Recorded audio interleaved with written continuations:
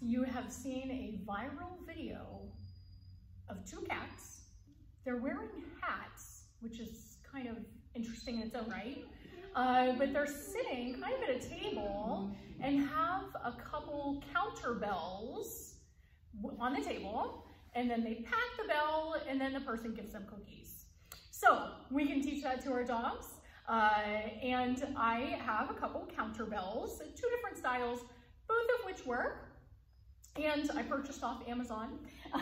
So one is a traditional counter bell, and the button is really quite small. But it definitely gives a nice loud ring.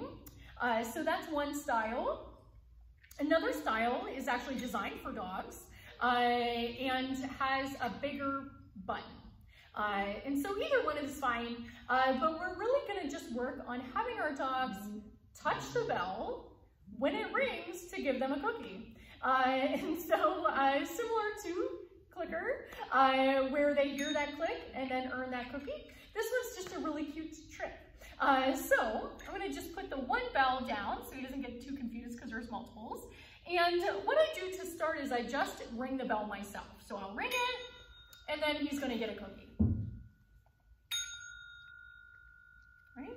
And then I do that a couple times, and now he's touching it with his nose, and that's fine, good boy.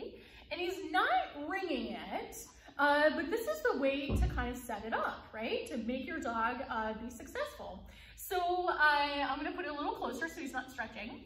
And this time I'm gonna kind of pat the ground and say, get that thing. Yes, good boy.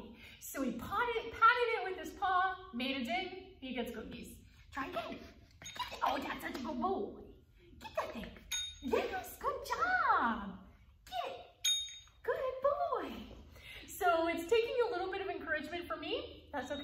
We're just training. So I can keep encouraging him, and it won't be long before the bell is out and they're doing that cat trick.